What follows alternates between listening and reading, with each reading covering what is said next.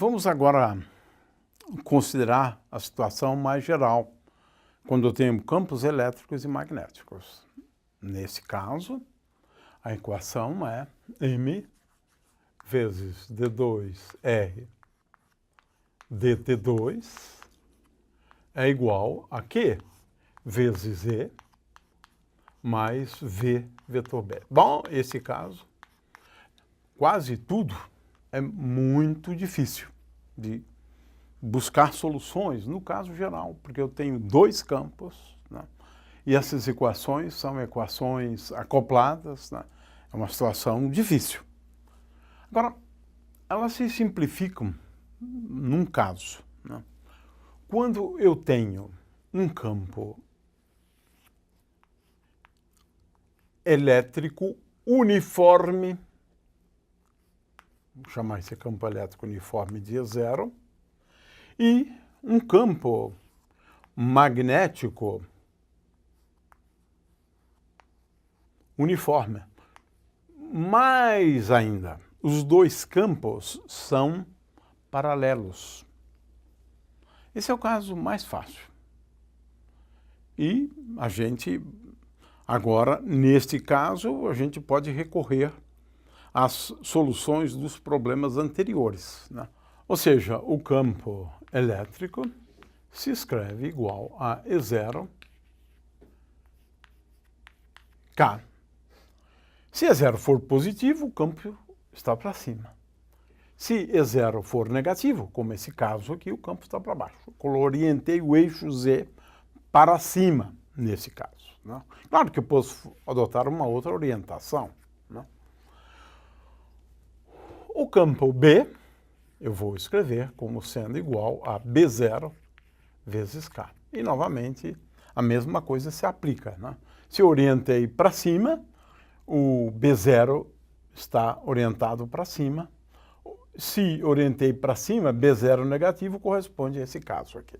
Ora, agora temos que escrever as equações de movimento.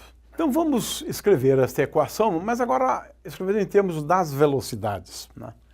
De forma que a primeira equação é m vezes dvx dt é igual a q vezes ex, mas veja, ex é igual a zero, porque nós estamos considerando o caso de um campo uniforme na direção do eixo z. Portanto, esse termo aqui é igual a zero, né? Mais, agora, mais q vezes v vetor b. Aliás, eu queria colocar aqui isso dessa forma, que é mais precisa, mais q vezes v vetor b, e eu tenho que considerar aqui só a componente x de v vetor b, né? Ora, a componente x de v vetor b, eu tenho dois termos, né? O primeiro termo, portanto, como isto aqui é igual a zero, isto é igual a q vezes v y bz menos v z by. Vamos daqui a pouco analisar estas equações, mas eu quero lembrar que neste caso esse termo aqui é igual a zero, porque by é igual a zero. Consequentemente, esta equação se reduz à equação m vezes dvx dt igual a q vezes bz, que é b0, vezes vy, é a primeira equação. A segunda equação, é claro que é uma equação para a componente y. Portanto, eu tenho m vezes dvy dt é igual a q vezes y, mas sabemos que isso é igual a zero. por conta dessa condição aqui, né? Mais Q vezes V vetor B, a componente y desse termo, e essa componente y é igual a Q vezes VZ vezes BX menos VX vezes BZ. Ora, BX igual a zero, consequentemente, a segunda equação é M vezes dVy dt é igual a menos Q vezes B0 vezes Vx. Aqui é y e aqui é x. Ora, nós já sabemos a solução dessas equações, elas foram discutidas anteriormente. Então, duas equações já são conhecidas, né? A terceira equação agora, ela é diferente. É m vezes d2. Eu posso colocar aqui, vou escrevê-la em termos de derivadas segundas, tá? Então, m vezes d2z dt2 é igual a Q vezes EZ, mas EZ é igual a E0.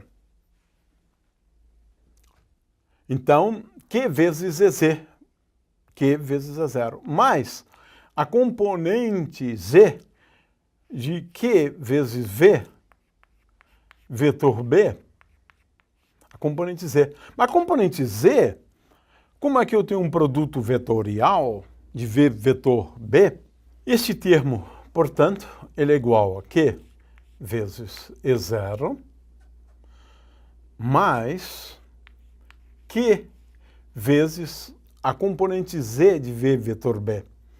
A componente Z de V vetor B é igual a Vx vezes By menos Vy vezes Bx.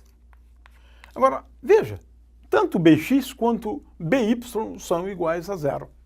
Consequentemente, agora eu tenho, né, a seguinte equação, que é m vezes d2y dt2, né, é igual a Q vezes E0, o que nos leva a uma equação muito simples em termos de solução.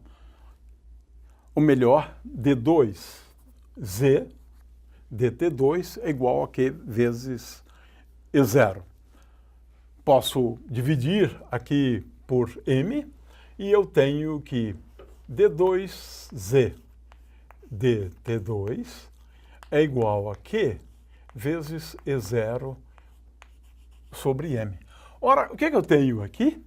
Um problema onde a aceleração é constante, porque isso aqui é a aceleração ao longo do eixo z, né? Podemos chamar isso aqui de A apenas, aceleração ao longo do eixo z, né? Claro, né? Então, a solução, como a gente sabe, né, é z é igual a z0 mais v0z t, né, mais a vezes t ao quadrado dividido por 2. O movimento, portanto, é um movimento uniformemente acelerado ao longo do eixo z, né? E é claro que é fácil verificar porque essa solução me leva a d2z dt2 igual a A. E A é igual a Q vezes E0 sobre M. Ou seja, eu resolvi, num caso onde o campo elétrico é constante, é o movimento ao longo do eixo Z, e agora tenho que resolver estas outras duas equações, mas nós já apresentamos a solução na aula ou na parte da aula anterior.